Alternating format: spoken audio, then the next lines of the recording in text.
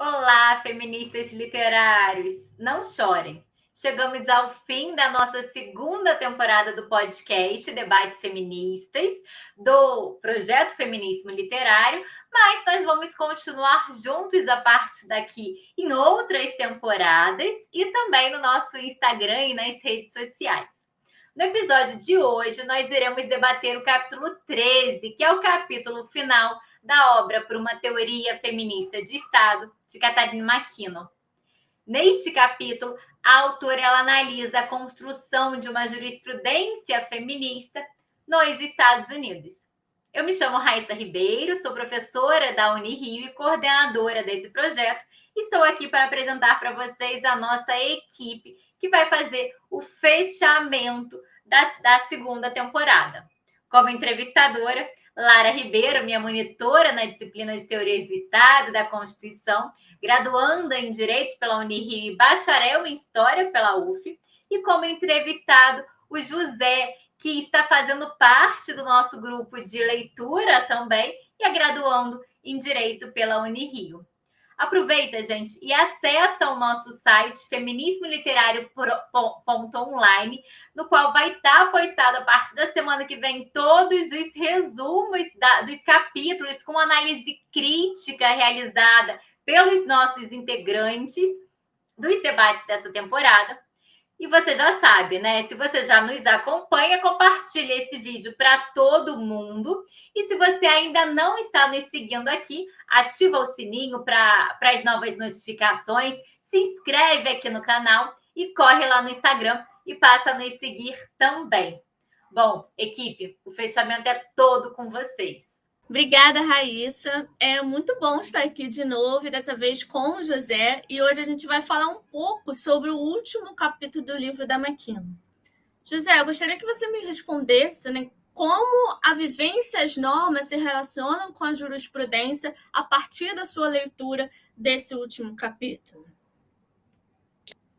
Primeiramente, eu gostaria de agradecer a oportunidade de estar participando desse grupo de estudo, agradecer a professora doutora Raíssa, agradecer a você, Lara, e a todos os outros que fizeram parte, que fazem parte, na verdade, desse grupo de estudo. Bom, respondendo à pergunta, na vivência mulher e homem, são largamente experimentados como características do ser, não como construções de percepção, perfeições culturais, ou identidades forçadas. O gênero, em outras palavras, é vivido como ontologia, não como epistemologia.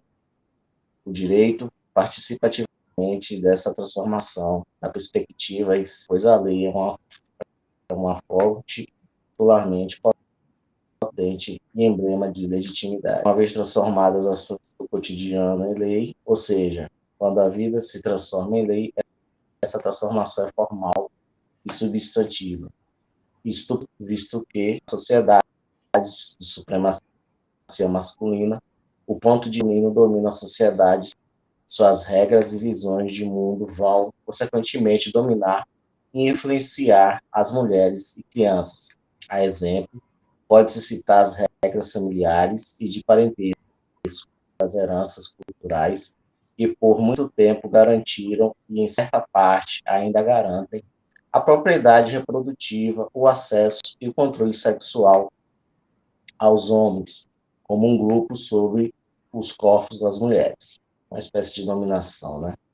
A McKinnon ela também fala o seguinte, demonstra que as hierarquias entre os homens são ordenadas com base na raça e na classe, estratificando também as mulheres e o Estado. O Estado, por assim, né, acaba por esses fatos, que corroboram para reafirmar a dominação masculina. Assim, duas coisas acontecem. A lei torna-se legítima e a dominação social torna-se invisível.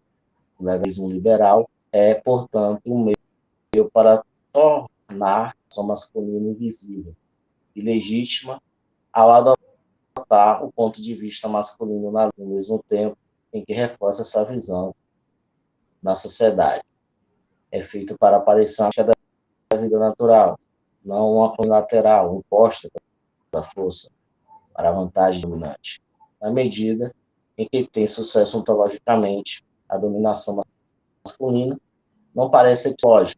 O controle sobre o ser produz o controle sobre a ciência, fundindo as condições materiais com a consciência de forma inextricável aquém da mudança social. José, a partir da leitura desse capítulo, a gente pôde perceber como que as normas e as leis têm bastante influência do cotidiano da sociedade, né? Como que elas vão regular a sociedade, como que é importante a gente verificar determinados conceitos, determinadas ações, como elas são lidadas dentro da sociedade. Então, como as normas tratam o estupro, a pornografia, a agressão física ou verbal, a obscenidade, dentre tantas disparidades que afetam as mulheres numa sociedade patriarcal? Bom, isso é importante frisar que nenhuma lei dá aos homens o direito de estuprar mulheres. Isso não foi e não é necessário, visto que nenhuma lei de estupro jamais ficou seriamente o direito dos homens ao acesso sexual aos corpos das mulheres. Para a exemplificação, basta comentarmos sobre a pornografia. Afinal, nenhum governo ou raros são os que se preocupam com a pornografia. Nenhum homem que deseja pornografia, né, vai encontrar sérios problemas ou dificuldades dela, independentemente das leis de obscenidade. Da mesma forma, nenhuma lei dá aos pais ou familiares o direito de abusar sexualmente de suas filhas, parentes, mas isso é algo comum e cotidiano. De acordo com uma reportagem da de 2 de dezembro de 2020, com o fechamento de escolas e com as restrições de deslocamento em decorrência da pandemia, as crianças e adolescentes ficaram mais vulneráveis ao abuso.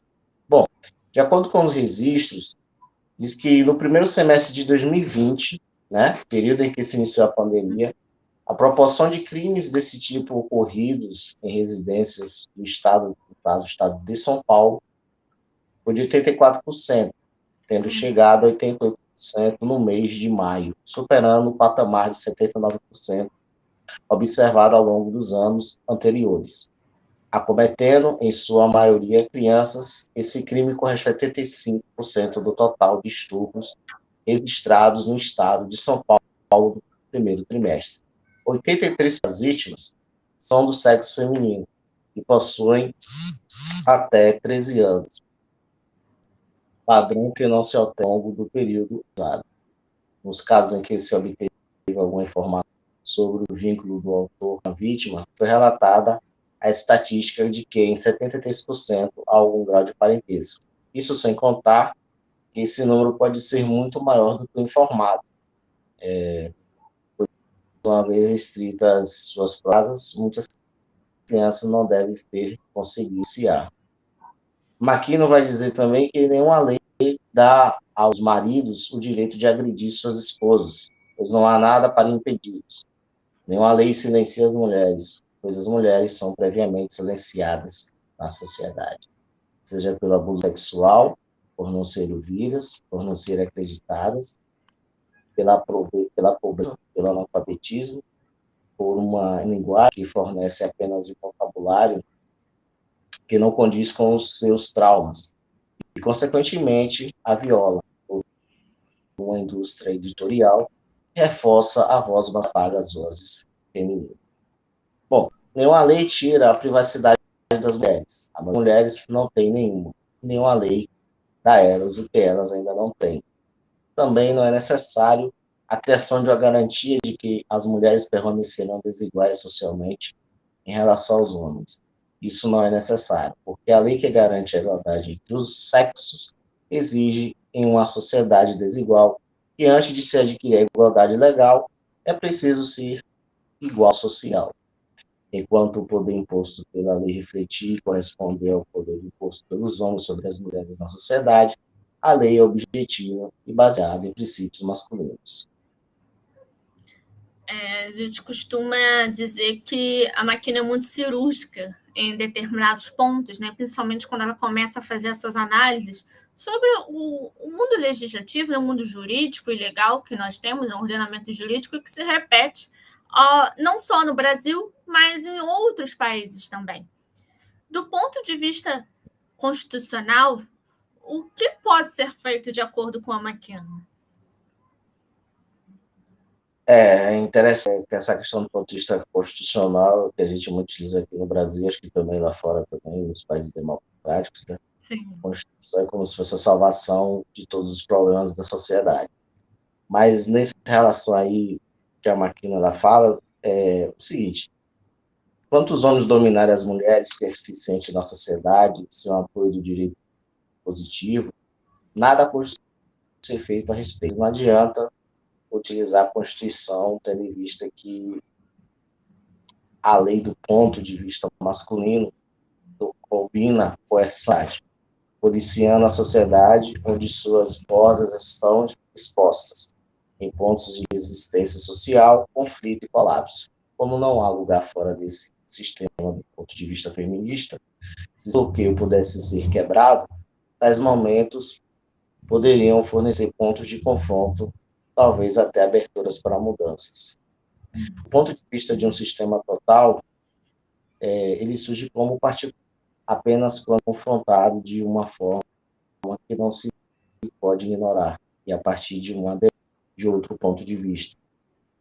E é por isso que a epistemologia deve ser controlada para que o domínio ontológico seja bem sucedido. E porque o aumento e criação da consciência ela é revolucionária, né? É também por isso que quando a lei fica do lado dos impotentes, das minorias, é dito que se envolve em algo diferente do direito, opinião pessoal e deslegitima-se. Quando condições aparentemente ontológicas são desafiadas do ponto de vista coletivo de uma realidade acidente, elas se tornam visíveis como epistemológicas. E aí, José, para a gente encerrar, né, eu queria que você trouxesse um pouquinho para a gente como enfrentar, de acordo com a McKinnon, a dominação masculina. Ou, utilizando os termos da própria autora, que ontologia feminina pode confrontar a epistemologia masculina, isto é, que epistemologia feminina pode confrontar a ontologia masculina. Qual é que ponto de vista, né, pode-se questionar o código da sociedade civil? Bom, a resposta é simples, concreta, específica e real. A desigualdade social das mulheres com os homens, com base no sexo, do ponto de vista da subordinação das mulheres aos homens. As mulheres não têm permissão para saber como seria a igualdade de sexo, porque nunca viveram. É idealista, portanto elitista, sustentar que sim, que existe uma. As mulheres conhecem a desigualdade, que a viveram e vivem. Então elas sabem ou têm alguma ideia do que seria remover, né, essas em prol da igualdade. Muitas dessas barreiras, muitas delas sociais, a maioria delas existe em uma interface entre a lei e a sociedade. E aqui, assim, eu encerro minha participação e agradecendo aí a atenção de todos e todas e passar a palavra para a Lara para as considerações finais. José, eu que agradeço, a gente agradece muito a sua participação. Muito obrigada a todos também que nos acompanharam até aqui. Se você ainda não nos segue, não esquece de ativar o sininho no canal, nos seguir lá no YouTube, no Instagram também. E até a próxima!